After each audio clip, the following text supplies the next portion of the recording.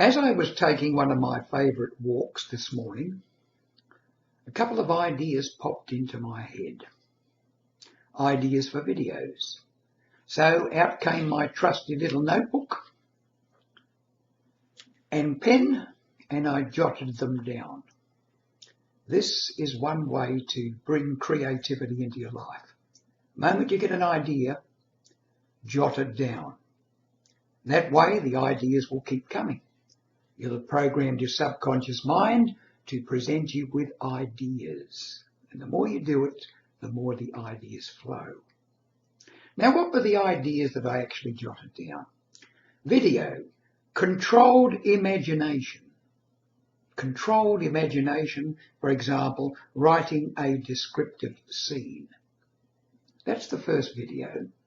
The second one is the degree of knowing, a video on the degree of knowing. But in this video, I'll just talk about the first one, controlled imagination. Many years ago, probably 15 to 20 years ago, a friend of mine started to refer to me as a master storyteller. Now, this was all very flattering. I'd been in the Australian Storytellers Guild for some time and never got above what they call professional level. Now, here was somebody calling me a master storyteller. Is it true? Well, one can only look back and think, what have people said to me? And I can remember on a couple of occasions when I told my story about the Titanic, which everybody knows, people have come up and said, Tom, that was better than the movie. Better than the movie. Now, how can this be? It comes about, I think, by what I call controlled visualization.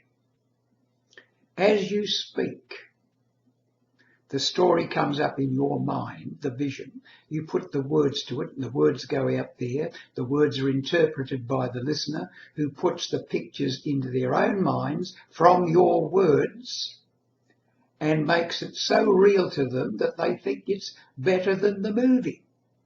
Why? Because they took an active part in creating it for themselves. It's their own creation based on your words. This comes about if you're reading a good novel. A good novel, you enjoy it, and then you see the picture and you think, well, no, the movie was nothing like the book. The book was better. Unfortunately, if you see the movie first, it does in some way spoil the book for you. But to get back, creative imagination, having it under your control, how can we develop this? I think I developed it unknowingly, really, by writing stories. Writing 3 books of non-fiction in which, as the plot unfolds, the scenes are made and are created in the mind of the writer, you find yourself visualizing, albeit not particularly clearly, it can vary enormously, as you write the words. And if it's something out of your own life experience, something that you've seen, heard, smelt, felt, tasted even, then of course it can become more real for you. You can describe it better and the audience gets more out of it. So if you're into public speaking, develop the ability to do controlled imagination. One way to do this is to write little stories yourself. Write descriptions. For example, you might think to yourself, how would I describe a square rigger sailing ship coming up the harbour? How would I describe a traffic jam? How would I describe crossing a river on a rope bridge? Think about it, visualize it, and then put it into words. This is the way that creative imagination, controlled creative imagination, can become yours.